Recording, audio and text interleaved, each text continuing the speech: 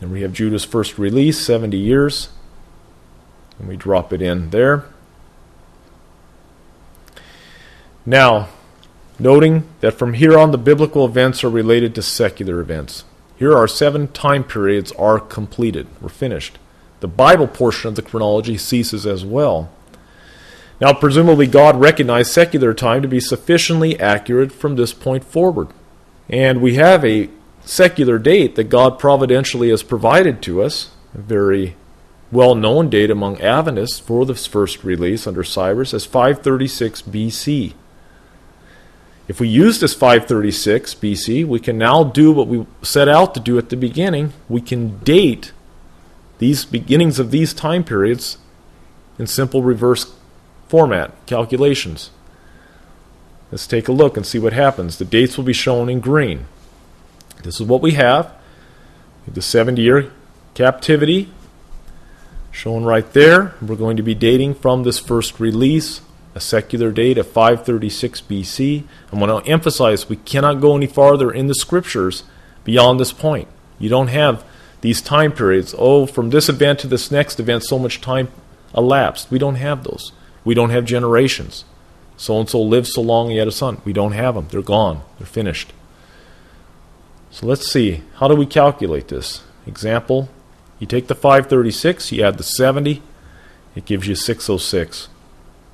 And we simply do the same thing, moving in reverse.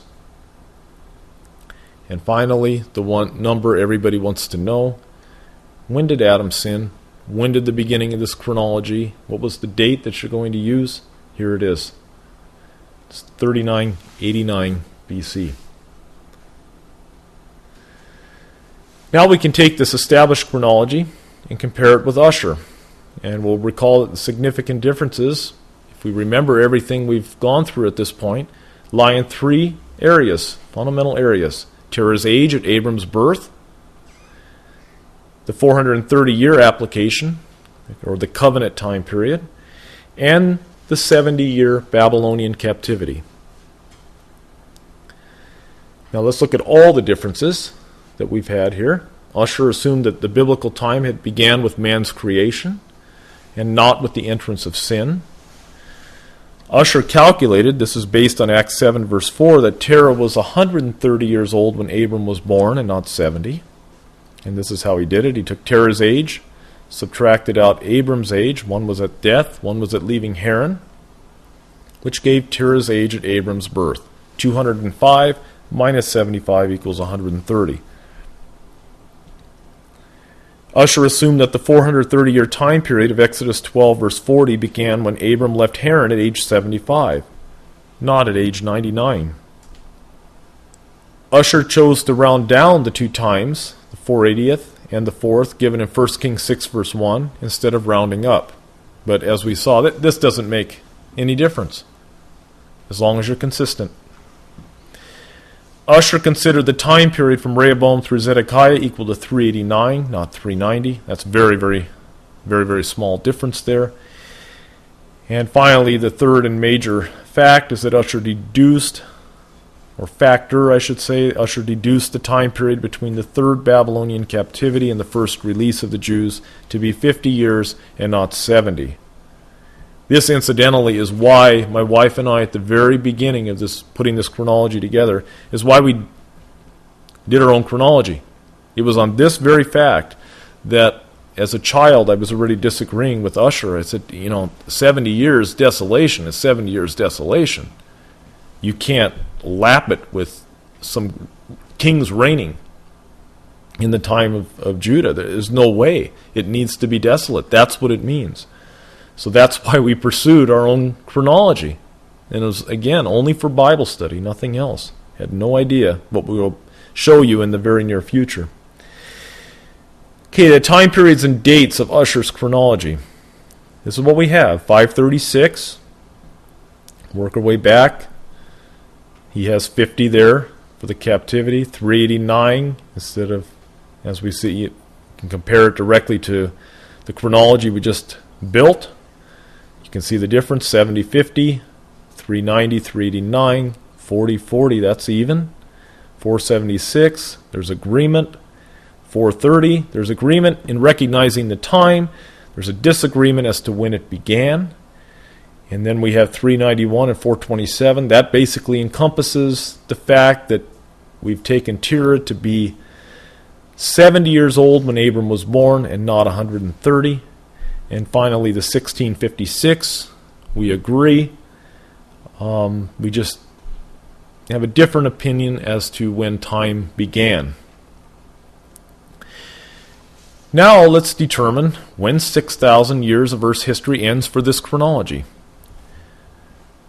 Both Ussher's chronology and this chronology, as seen, have used 536 as the basis for completing this computation.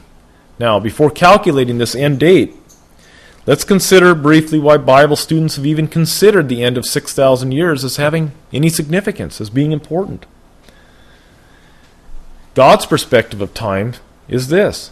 But, beloved, be not ignorant of this one thing, that one day is with the Lord as 1,000 years, and 1,000 years as one day. And I saw an angel come down from heaven, having the key of the bottomless pit and a great chain in his hand. And he laid hold on the dragon, that old serpent which is the devil and Satan, and bound him 1,000 years. Ellen G. White wrote this concerning the time period of 6,000 years. The great controversy between Christ and Satan that has been carried forward for nearly 6,000 years is soon to close. For 6,000 years, Satan's work of rebellion has made the earth to tremble. For 6,000 years, his prison house has received God's people, and he would have held them captive forever, but Christ has broken his bonds and set the prisoners free. Satan's work of ruin is forever ended. For 6,000 years he has wrought his will, filling the earth with woe and causing grief throughout the universe. Okay, it's worth noting that John Andrews lived from 1829 to 1883, being a Seventh-day Adventist pioneer, did extensive research into the theory of a week of millennial days, or 7 days of 1,000 years each. This is looking back to what Peter said and what the millennium is, mentioned in Revelation, those verses we read. He did this research just prior to his death. In fact, this research was just found recently. I believe it was in the latter part of 2005.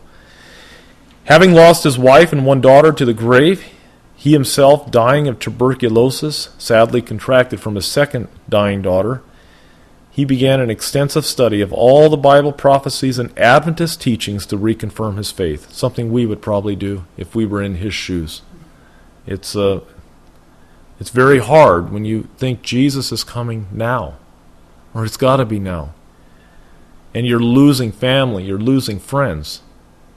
A lot of times that drops us to our knees. And Satan comes, he tries to insert doubts and tries to get us all confused. Well, what did God reward him with? Some very beautiful theological harmony in Scripture. And we're going to see this over and over in the near future as we proceed in this chronology. So he found the harmonious truth hidden in a potential 7,000-year history of Earth, from creation to sin's final eradication after the millennium. Now the end date for Earth's 6,000-year time period, we'll calculate it right now. We're also going to tack on the 1,000 years for the millennium. This completes a full 7,000 years, as we have started out with the very title of this presentation.